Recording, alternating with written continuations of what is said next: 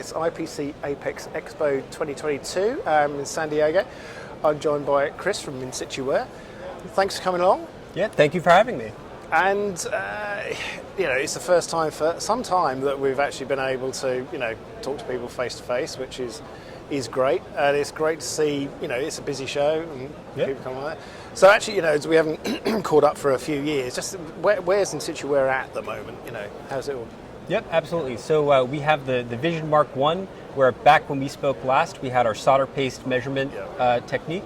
We've now expanded that product to also measure conformal coatings, so the fitness of conformal coatings. And now at the show, we're also adding a smart mixer to make sure you have the same mix each time, and also a conformal coating thickness unit. What kind of things have driven that innovation? Is it, the huge, obviously the, electric vehicle market is driving a huge amount of development and innovation, but what are the specific drivers for you? Yeah, I think definitely the electric vehicle market and just the miniaturization of electronics in general has now demanded that you protect the board from the elements better. So if you have wearable electronics, for instance, conformal coating is important.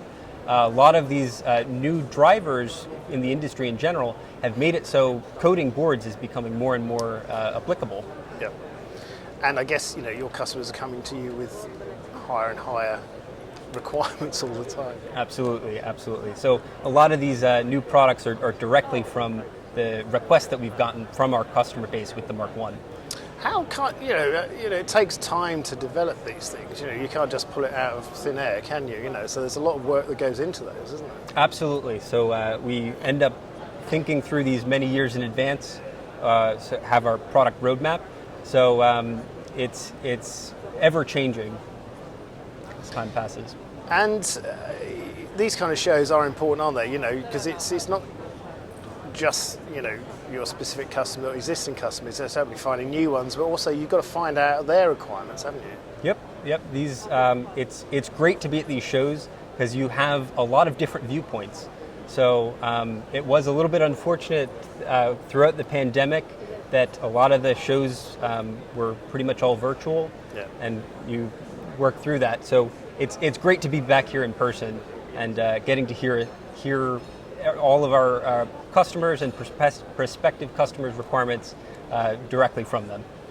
How far do you have to try and look in the future? You're getting these requirements now, but then you must be thinking, okay, so get our product roadmap right. We know that these things are going to get smaller, tighter, more precise all the time. So it's you have to be ahead of that curve, don't you? Absolutely.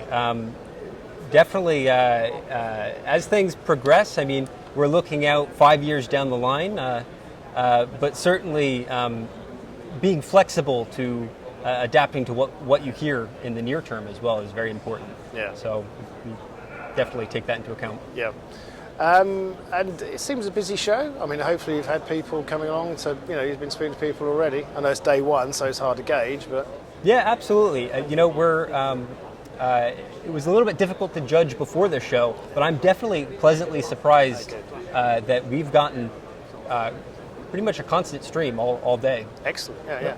And their response has been good to the new products? Yeah? Absolutely, yeah. It must be great to actually be able to demo them properly to people.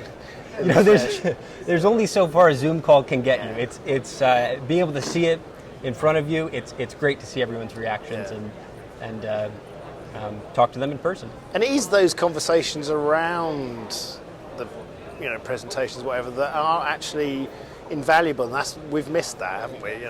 Absolutely. Yeah. Well, I hope the rest of the show is good for you. Thank you. Thank you for sparing the time to come see us, and we'll see you another one soon, hopefully. Yeah. Thank you.